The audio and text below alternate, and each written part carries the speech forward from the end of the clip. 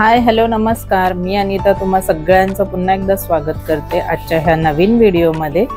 आजची ही सकाळ आहे गुढीपाडव्याच्या दिवशीची। आजची सकाळ इतकी सुंदर होती। सकाळीच मी लवकर उठले होते, सुट्टी होती तरी पण लवकर उठले होते कारण सण होता। सगळी माझी आधीची कामं आवरून मी सुरुवात केली गुढी उभारण्याच्या कार्यक्रमाला। सगळ्यात आधी रांगोळी। आपल्याकडे कुठलाही सण आल्यानंतर सगळ्यात आधी सुरुवात होते ती रांगोळीनेच होते। मग गणपती असू देत, नवरात्री किंवा अजून कोणतेही सण असू देत, रांगोळी घातल्याशिवाय सणाची सुरुवात होते असं मला वाटत नाही।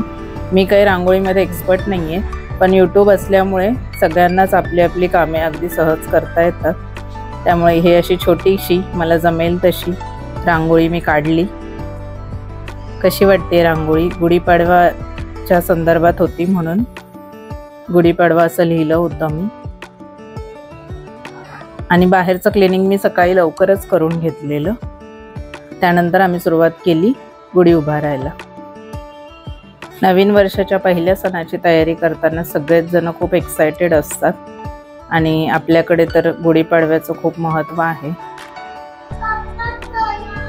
सगळ्याच घरांमध्ये सणाची तयारी चालू होती आणि सगळे लहान मुलं पण खूप एक्साइटेड असतात कोणताही सण आला की।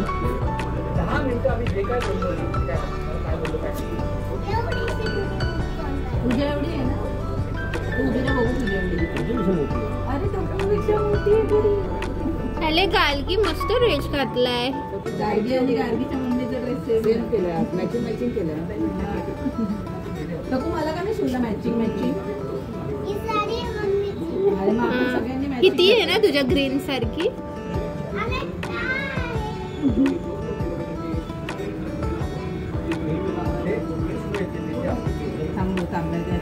आणि गुढी उभी करून झाल्यानंतर त्याची व्यवस्थित पूजा करून घेतली।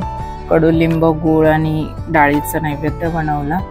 गुढीची अशी छान पद्धतीने पूजा करून घेतली। मला जेवढं माहीत आहे आणि जेवढं आमच्याकडे ज्या पद्धतीने केलं जातं मी त्या पद्धतीने पूजा केली।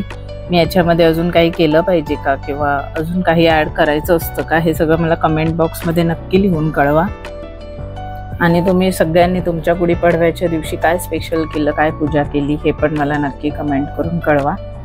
पूजा करून झाल्यानंतर मी नैवेद्य बनवायला सुरुवात केली। नैवेद्य म्हणजे आज साधा आजच्या जेवणामध्ये पुरणपोळ्या नव्हत्या केल्या। पुरणपोळीच्या ऐवजी वेगळी गोड डिश बनवली होती, म्हणजेच बासुंदी बनवली होती आणि छोले चपाती असं सगळं बनवलं होतं। कारण आत्ताच होळीच्या सणाला पुरणपोळ्या करून झाल्या होत्या म्हणून।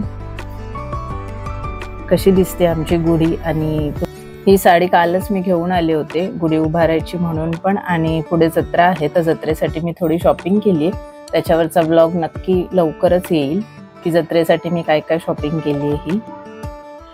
हे अशी सुंदर दिसत होती आमची गुढी। खरं तर दरवर्षी सगळं खूप घाईत करावं लागतं सकाळी लवकर, कारण सुट्टी नसते गुढीपाडव्याला। ह्या वर्षी गुढीपाडवा संडेला आल्यामुळे आम्हाला सुट्टी होती, त्यामुळे सगळं छान व्यवस्थित करता आलं। आणि 3 दिवसाची सुट्टी असल्यामुळे खूप निवांतपणा होता। हा ब्लॉग जरी तुम्ही लेट बघत असाल तरीही तुम्हा सगळ्यांना नवीन वर्षाच्या आणि गुढीपाडव्याच्या खूप खूप खूप शुभेच्छा। हे नवीन वर्ष तुम्हा सगळ्यांना अगदी भरभराटीचं जावो। गुढीची पूजा करून झाल्यानंतर मी डायरेक्ट जेवणाला लागली, कारण आजचं पूर्ण स्वयंपाक पण बनवायचा होता मला। छोलेची भाजी बनवायची होती, त्याच्यासाठी मी वाटणामध्ये वाटून घेतला होता 2 मीडियम साईजचे कांदे, 2 टोमॅटो आणि आलं लसूण हे सगळं एकत्रच वाटून घेतलं होतं भाजून। आणि त्याचबरोबर रेडीमेड जो मसाला मिळतो सुहानाचा ती ग्रेव्ही पण टाकली होती, त्यामुळे एक छान टेस्ट येते। अशी साधी सिंपल आणि पटकन होणारी रेसिपी केली होती मी, पण छोलेची भाजी अतिशय सुंदर झाली होती। तुम्ही पण ह्या पद्धतीने नक्की करून बघा। कांदा, टोमॅटो, आलं लसूण हे वाटून घेतल्यानंतर ते छान तेलात परतवून झालं आणि त्याच्यानंतर त्यामध्येच मी ॲड केला हा मसाला, ही जी ग्रेव्ही होती ती। आणि ज्यावेळी छोले मी शिजायला ठेवले होते त्यावेळीच मी त्याच्यामध्ये गरम मसाले ॲड केले होते आणि 1 बटाटा पण ॲड केला होता। गरम मसाले छोले शिजवतानाच घातल्यामुळे त्याचा अर्क छान त्याच्यामध्ये उतरतो आणि त्याची टेस्ट खूप खरंच छान लागते।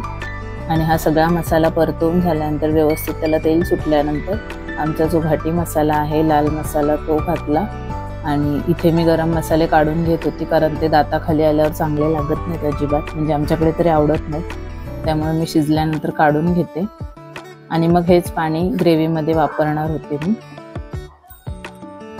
एकदम सोप्या पद्धतीने आणि झटपट होणारी ही रेसिपी आहे, तुम्ही सगळे नक्की करून बघा, तुम्हाला पण आवडेल कारण खूप टेस्टी लागते। हे घालताना मिश्रण त्यामध्ये मी बटाटा थोडा स्मॅश केला, त्याच्याबरोबर थोडेसे चणे पण, आणि मग घातले ग्रेव्हीमध्ये आणि झाली आपली ग्रेव्ही रेडी। छोलेची छान भाजी बनल्यानंतर मी चपात्या करायला सुरुवात केली आणि एका साईडला बासुंदी होत होती